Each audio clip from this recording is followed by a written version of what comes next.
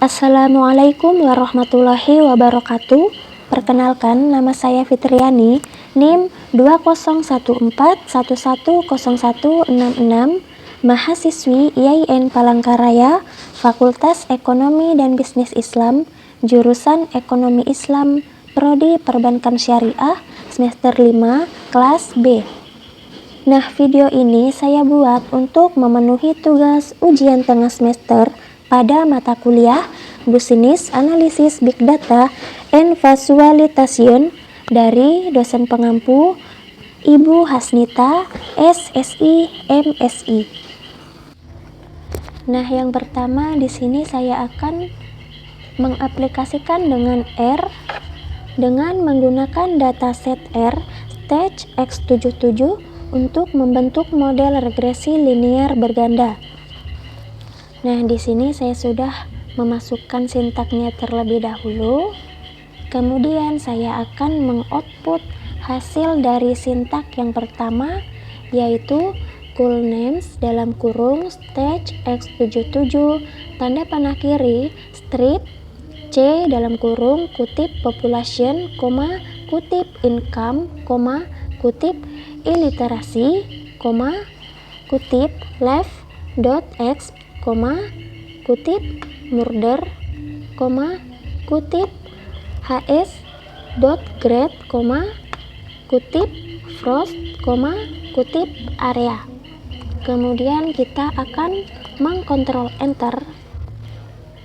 Selanjutnya untuk sintak yang kedua juga kontrol enter, dan yang ketiga juga kontrol enter. Nah, yang selanjutnya di sini saya akan mengoutput hasil dari summary tersebut. Sintaknya yaitu summary dalam kurung model strip break 1. Kemudian klik kontrol enter. Nah, berdasarkan uji kecocokan model atau uji F tersebut, bisa kita lihat di bagian F statistik dengan nilai 44,66 dan p-value yaitu 1,357.10 strip 11, di mana nilai p-value tersebut dibandingkan dengan nilai signifikansi sehingga dapat diartikan bahwa model regresi tersebut sudah sesuai. Koefisien determinasi untuk regresi linear berganda sedikit berbeda dengan regresi linear sederhana. Untuk regresi linear sederhana dilihat dari nilai R-square-nya cukup. Tetapi untuk regresi linear berganda yang dilihat adalah adjust R-square-nya. Pada output tersebut bisa kita lihat bahwa nilai dari adjust R-square-nya sebesar 0,6405. Nah, berarti variabel murder dan variabel population tersebut berpengaruh terhadap left.x tersebut yang bernilai sebesar 64,05% dan sisanya sebesar 35,95%. Itu dipengaruhi oleh variabel lain yang belum masuk ke dalam model. Kemudian yang selanjutnya, asumsi non-linearitas. Asumsi linearitas harus terpenuhi sebelum melakukan pemodelan regresi linear, dikarenakan tujuan untuk mendapatkan model regresi linear, maka hal yang harus diperhatikan sebelum melangkah jauh yaitu dengan melihat pola sebaran data. Apakah pola sebaran data tersebut sudah linear atau belum?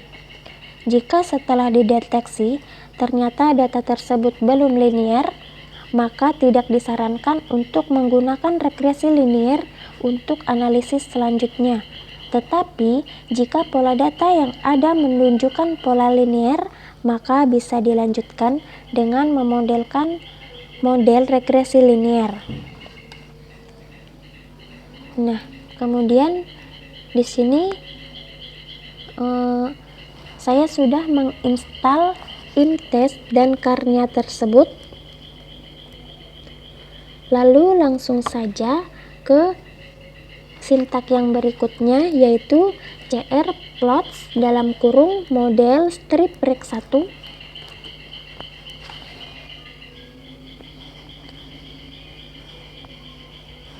Nah, ini adalah hasil output dari sintak tersebut. Kemudian yang selanjutnya ingin mengetahui dari keres plotnya. Di sini Ctrl Enter.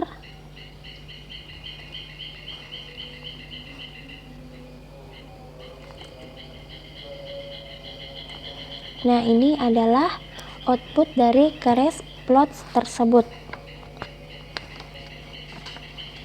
Yang selanjutnya, homoskedastisitas. Uji homoskedastisitas adalah untuk melihat apakah terdapat ketidaksamaan varians dari residual satu ke pengamatan yang lain. Model regresi yang memenuhi persyaratan adalah di mana terdapat kesamaan varians dari residual satu pengamatan ke pengamatan yang lain tetap atau disebut dengan homoskedastisitas. Deteksi homoskedastisitas bisa dilakukan dengan metode scatter plot dengan memplotkan nilai ZPRED atau nilai prediksi dengan nilai residualnya. Nah, model yang baik didapatkan jika tidak terdapat pola tertentu pada grafik, seperti mengkumpul ke tengah, menyempit kemudian melebar ataupun sebaliknya melebar kemudian menyempit. Uji statistik yang bisa digunakan adalah uji Gleicher, uji Park atau uji White. Nah, kemudian di sini saya memasukkan sintaknya, lalu saya akan mengoutputnya dengan mengklik Ctrl Enter.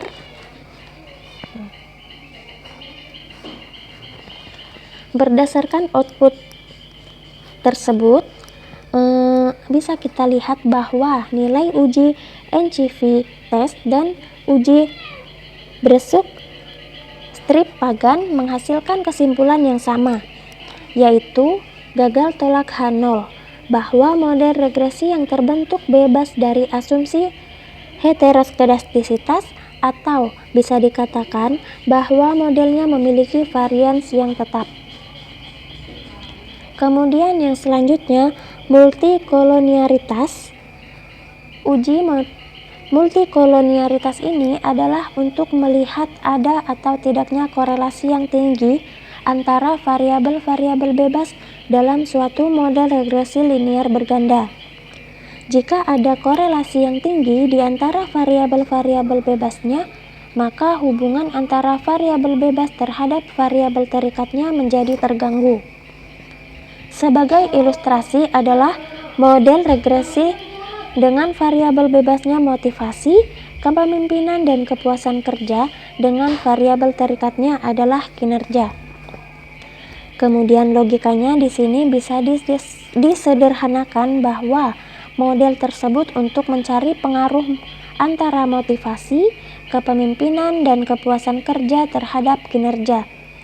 Jika tidak boleh ada korelasi yang tinggi antara motivasi dengan kepemimpinan, motivasi dengan kepuasan kerja, atau antara kepemimpinan dengan kepuasan kerja. Kemudian di sini saya akan mengoutput sintak tersebut. Di sini sintaknya hanya terdapat satu. Lalu kita klik Ctrl Enter.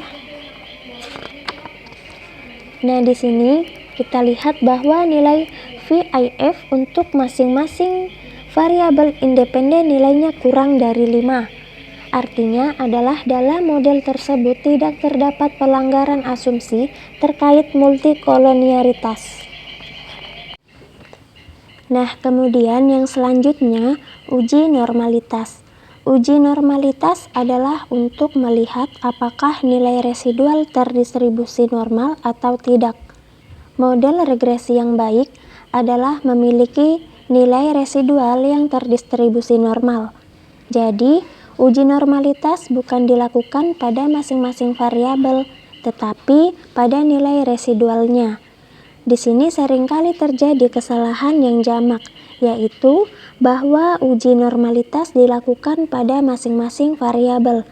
Hal ini tidak dilarang, tetapi model regresi memerlukan normalitas pada nilai residualnya, bukan pada masing-masing variabel penelitian. Nah, di sini saya akan mengoutput sintak dari uji normalitas tersebut, yaitu sintaknya require dalam kurung char. Kita klik Ctrl Enter. Kemudian yang selanjutnya outlier test dalam kurung model rect1. Dan yang terakhir ggplot dalam kurung model strip rect1, main kutip ggplot. Di sini menggunakan Darwin-Watson test. Nah, ini adalah tampilan dari output sintak tersebut. Dari output yang dihasilkan, ternyata ada satu outlier yang bisa didapat dari perhitungan Bonferroni, yaitu kota Hawaii dengan nilai Bonferroni 0,031392 dan nilai p-value-nya yaitu 0,00062785. Dan dari ggplot yang dihasilkan memang ada satu titik di bagian sisi kanan yang berbeda. Ini di luar diselang interval untuk normalitasnya. Sehingga bisa disimpulkan di sini bahwa data tersebut dikatakan cenderung normal karena selain data untuk Hawaii, semuanya berada di daerah interval kurva normal. Baik, yang selanjutnya yaitu autokorelasi.